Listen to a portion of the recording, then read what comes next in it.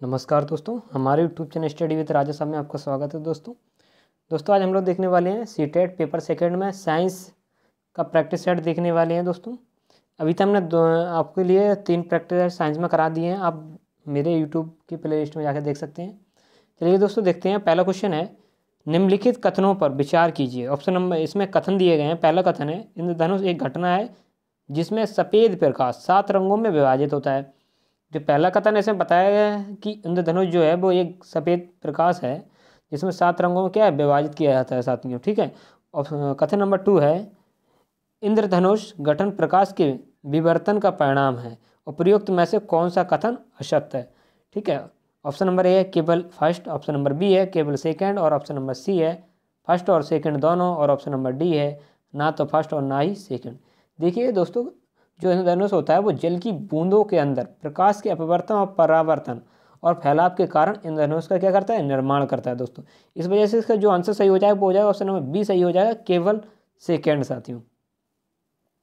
Next question देखते हैं साथियों। क्वेश्चन नंबर 2 है, बर्ड फ्लू निम्न में से किस इन्फ्लुएंजा वायरस के कारण होता है? ऑप्शन नंबर ए है virus C, option number B है virus H, option number C है वायरस बी, और ऑप्शन नंबर डी है वायरस ए। देखिए दोस्तों, जो बर्ड फ्लू होता है वो मतलब पक्षी से संबंधित होता है। ठीक है। एक मान के चलिए, जैसे पक्षी से संबंधित होता है साथियों, तो यह वायरस एच के कारण होने वाली बीमारी होती है जो मुख्य रूप से पक्षियों को क्या करती है, प्रभावित करती है साथियों। तो इसका जो सही आंसर हो जाएगा वो हो जाएगा ऑप्शन नंबर बी सही हो जाएगा, वायरस एच के कारण साथियों आगे बढ़ते हैं और क्वेश्चन नंबर 3 देखते हैं साथियों। ओजोन परत अवशोषित करती है। ऑप्शन नंबर ए है गामा किरण, ऑप्शन नंबर बी है एक्स किरण, ऑप्शन नंबर सी है पराबैंगनी किरण, और ऑप्शन नंबर डी है अवरक्त किरण। देखिए दोस्तों, जो ओजोन होता है O3, ओजोन को O3 भी कहते हैं, तो यह पृथ्वी के वायुमंडल के ऊपर मौजूद जो परत होती है, जो पृथ्वी पर आने वाली जो हानिकारक जो अल्ट्रा वायलेट जो किरणों से क्या है हम लोगों को बचाती है। ठीक है। वो जो किरणें होती है वो पराबैंगनी किरणें कहलाती हैं। क्या कहलाती हैं? पराबैंगनी किरणें कहलाती हैं। इस वजह इसका जो आंसर सही हो जाएगा वो हो जाएगा ऑप्शन नंबर सी सही हो जाएगा साथियों आगे बढ़ते हैं। क्वेश्चन नंबर 4 देखते हैं साथियों। क्वेश्चन नंबर 4 है, निम्नलिखित में से कौन सा कार्बन यौगिकों को जलाने के उत्पाद है? ऑप्शन नंबर ए है जल, ऑप्शन नंबर बी है carbon dioxide, option number C है ऊष्मा और प्रकाश, और ऑप्शन नंबर डी है उपयुक्त सभी। देखिए दोस्तों, जो कार्बन यौगिक की बात कर रहे हैं जलाने के उत्पाद की, तो जब कार्बन यौगिक को जलाया जाता है तो सामान्य उत्पाद कार्बन डाइऑक्साइड, जल, ऊष्मा और प्रकाश होता है उसमें। ठीक है। इस वजह से इसका जो सही आंसर हो जाएगा वो हो जाएगा ऑप्शन नंबर डी सही हो जाएगा, उपर्युक्त सभी।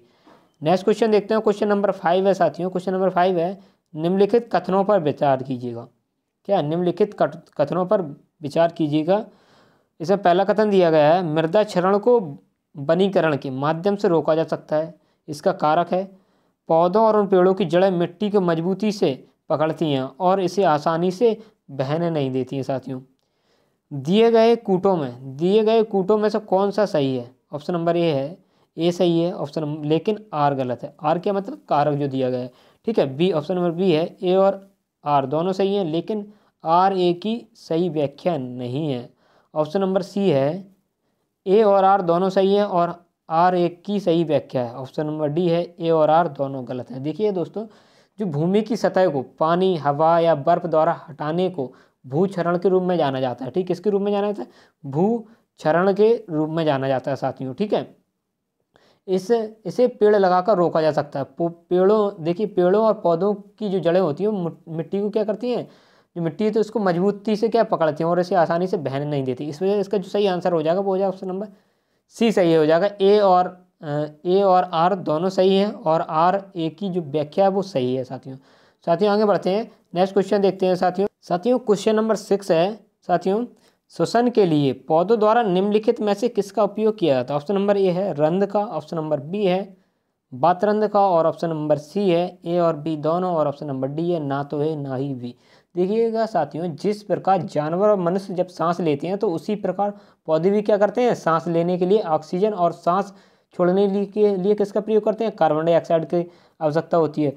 पौधों में सांस लेने के लिए कोई विशेष अंग नहीं होता है, लेकिन इस उद्देश्य के लिए उसमें क्या होता है, बातरंध्र और रंध्र दोनों होता है साथियों। इस वजह से इसका जो सही आंसर हो जाएगा और ऑप्शन नंबर सी सही हो जाएगा, ए और बी साथियों आगे देखते हैं। निम्नलिखित में से कौन सी प्रक्रिया से विद्युत उत्पादन नहीं होता? ऑप्शन नंबर ए है सौर सेल, ऑप्शन नंबर बी है जल विद्युत संयंत्र, ऑप्शन नंबर सी है प्रकाश संश्लेषण और ऑप्शन नंबर डी है उपप्रयोग सही। देखिए इसमें नहीं पूछा गया है साथियों, तो इसका जो सही आंसर हो जाए वो हो जाएगा ऑप्शन नंबर सी हो जाएगा प्रकाश संश्लेषण। देखिए प्रकाश संश्लेषण वह प्रक्रिया है जिसमें सौर ऊर्जा रासायनिक ऊर्जा में क्या करती है, परिवर्तित होती है। जल विद्युत संयंत्र में क्या होता है, पानी की आंतरिक ऊर्जा और विद्युत ऊर्जा में क्या है, परिवर्तित हो जाती है। और सौर सेल में क्या होता है, विद्युत ऊर्जा में, जो सौर सेल होता है विद्युत ऊर्जा में क्या होता है, परिवर्तित हो जाता है साथियों। नेक्स्ट क्वेश्चन देखते हैं, क्वेश्चन नंबर 8 है परमाणु का द्रव्यमान रिक्त स्थान की संख्या के योग के बराबर होता है। किसके बराबर होता है, ऑप्शन नंबर ए है प्रोटोनों की संख्या के, ऑप्शन नंबर बी है न्यूट्रॉनों की, ऑप्शन नंबर सी है प्रोटॉन एवं न्यूट्रॉनों की, और ऑप्शन नंबर डी है प्रोटॉन एवं इलेक्ट्रॉन की। देखिए दोस्तों इसका जो सही आंसर हो जाए वो हो जाएगा ऑप्शन नंबर डी सही हो जाएगा, प्रोटॉन एवं न्यूट्रॉन की। देखिए क्या होता है, द्रव्यमान संख्या जिसे परमाणु द्रव्यमान या नाभिक संख्या भी कहा जाता है। एक परमाणु नाभिक में अगर देखा जाए तो प्रोटॉन और न्यूट्रॉन क्या है, एक साथ नाभिक के रूप में जाना जाता है कि कुल संख्या है। यह परमाणुओं के परमाणु द्रव्यमान क्या करती है, निर्धारित करती है साथियों। ठीक है, इसका जो सही आंसर हो जाए वो हो जाए प्रोटॉन एवं इलेक्ट्रॉन, इसका सही आंसर हो जाएगा। नेक्स्ट क्वेश्चन देखते हैं, क्वेश्चन नंबर 9 है साथियों, प्रत्येक क्रिया के समान एवं विपरीत क्रिया होती है, यह गति का कौन सा नियम है साथियों। ऑप्शन नंबर ए है पहला, ऑप्शन नंबर बी है दूसरा, ऑप्शन नंबर सी है तीसरा, और ऑप्शन नंबर डी है चौथा। देखिएगा दोस्तों इसका जो सही आंसर हो जाए वो हो जाएगा ऑप्शन नंबर सी हो जाएगा तीसरा। देखिए क्या होता है, प्रतिक्रिया के समान एवं विपरीत जो प्रतिक्रिया होती है यह गति का कौन सा नियम, यह गति का तीसरा नियम है। गति का तीसरा नियम कहता है कि दो वस्तुओं के बीच सभी बल समान परिमाण तथा विपरीत दिशा में मौजूद होते हैं। इस नियम को कभी कभी क्रिया प्रतिक्रिया नियम के नियम से भी जाना जाता है साथियों आगे देखते हैं, क्वेश्चन नंबर 10 है बल किसका गुणनफल है। ऑप्शन नंबर ए है द्रव्यमान और घर्षण का, ऑप्शन नंबर बी है द्रव्यमान और त्वरण का, ऑप्शन नंबर सी है द्रव्यमान और समय का, और ऑप्शन नंबर डी है द्रव्यमान और स्थितिज ऊर्जा का। दोस्तों देखिए दोस्तों इसका जो सही आंसर हो जाएगा वो हो जाएगा ऑप्शन नंबर बी द्रव्यमान और त्वरण का। देखिए क्या होता है, किसी वस्तु पर बल बराबर क्या होता है, अगर देखा जाए तो वस्तु का द्रव्यमान इंटू क्या होता है, वस्तु का त्वरण होता है। बल अगर देखा जाए तो एक सदिश राशि और यह स्थिर द्रव्यमान पर त्वरण के अनुक्रमानुपाती होती है साथियों। तो इसका सही आंसर हो जाएगा ऑप्शन नंबर बी सही हो जाएगा। नेक्स्ट क्वेश्चन नंबर 11 है साथियों, असत्य कथन को पहचानिए। कथन पहला दिया गया है अम्ल स्वाद में खट्टे होते हैं जबकि क्षारकों का स्वाद कड़वा होता है तथा उनका स्पर्श साबुन जैसा होता है साथियों। ऑप्शन कथन 2 है अम्ल नीले लिटमस को लाल तथा क्षारक लाल लिटमस को नीला कर देते हैं। कथन नंबर 3 है ऐसे पदार्थों के विलयन जो अम्लीय क्षारकीय और उदासीन विलयन में भिन्न रंग दर्शाते हैं सूचक कहलाते हैं। और कथन नंबर जो 4 है लवण बनाने के लिए अम्ल तथा क्षारक एक दूसरे को उदासीन करते हैं तथा लवण सदैव उदासीन रहते हैं। ऑप्शन नंबर फर्स्ट है केवल फर्स्ट और फोर्थ, ऑप्शन नंबर बी है केवल थर्ड, ऑप्शन नंबर सी है केवल सेकंड और थर्ड, और ऑप्शन नंबर डी इनमें से कोई नहीं। देखिए दोस्तों इसका जो सही आंसर हो जाए वो हो जाएगा ऑप्शन नंबर डी इनमें से कोई नहीं हो जाएगा, क्योंकि क्या होता है एक रासायनिक यौगिक को जब कुछ परिस्थितियों पर व्यक्त किया जाता है तो ये रंग और संरचना को क्या बदलता है और इसलिए ये रासायनिक परीक्षणों हेतु उपयोगी होता है साथियों। ठीक है, नेक्स्ट क्वेश्चन देखते हैं साथियों, क्वेश्चन नंबर 12 है साथियों, वेग रिक्त स्थान का अनुपात होता है। वेग किसका अनुपात होता है, ऑप्शन नंबर ए है दूरी समय का, ऑप्शन नंबर बी है विस्थापन समय का, ऑप्शन नंबर सी है त्वरण समय का, और ऑप्शन नंबर डी है इनमें से कोई नहीं। देखिए दोस्तों इसका जो सही आंसर हो जाए वो हो जाए ऑप्शन नंबर बी विस्थापन समय का। देखिए वेग बराबर का वेग बराबर क्या होता है, वेग बराबर होता है विस्थापन बटे समय। क्या होता है, वेग बराबर होता है विस्थापन बटे समय होता है साथियों आगे देखते हैं वो क्वेश्चन नंबर 13 है, आपने देखा है कि बांधों में पानी जमा होता है, बांधों में संग्रहित पानी में निम्न में से कौन सी ऊर्जा होती है। ऑप्शन नंबर ए है स्थितिज ऊर्जा, ऑप्शन नंबर बी है ध्वनि ऊर्जा, और ऑप्शन नंबर सी है गतिज ऊर्जा, ऑप्शन नंबर डी है मैकेनिकल ऊर्जा। देखिए दोस्तों इसका जो सही आंसर हो जाए वो हो जाए ऑप्शन नंबर ए स्थितिज ऊर्जा। देखिए क्या होता है एक बांध में है, ये बांध है, मान लो बांध बनाया जाता है ना बड़ा, तो बांध है तो बांध में क्या पानी मौजूद रहता है, पानी क्या स्थिर है बिल्कुल एक अपनी जगह। ठीक है, बांध के पानी में संग्रहित ऊर्जा को गतिशील ऊर्जा में परिवर्तित कर दिया जाता है क्योंकि यह बड़े वेग से क्या बहता है और एक टरबाइन को स्पिन करता है साथियों। ठीक है, गतिज ऊर्जा में क्या बाद में कर दिया, अब पहले तो स्थितिज ऊर्जा है ना वो इस तरह से बांध में। ठीक है, जब बांध खोले जाता है तो वो गतिज ऊर्जा में परिवर्तित हो जाती है साथियों आगे देखते हैं क्वेश्चन नंबर 14 है,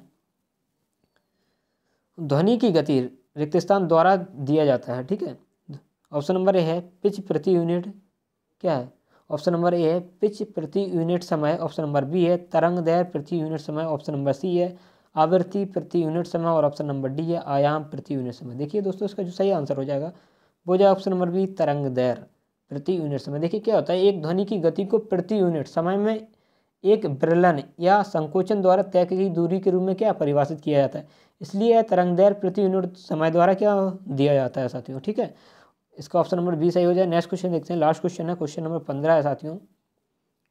निम्न में से गति का कौन सा कारक चली गई दूरी और विस्थापन के परिणाम के समान होने के संदर्भ में सत्य है। ऑप्शन नंबर ए है एक सीधी सड़क पर चली हुई कार, एक कार। ऑप्शन नंबर बी है एक गोलाकार पथ पर चलती हुई कार। ऑप्शन नंबर सी है सूर्य के चारों ओर घूमती हुई पृथ्वी। और ऑप्शन नंबर डी है एक पेंडुलम का इधर से उधर गति करना। ठीक है, देखिए दोस्तों इसका जो सही आंसर हो जाए वो हो जाएगा ऑप्शन नंबर ए एक सीधी सड़क पर चलती हुई एक कार होती है साथियों। क्या होता है, तय की दूरी और सीधी सड़क पर चलने वाली कार के विस्थापन का परिणाम बराबर होता है साथियों।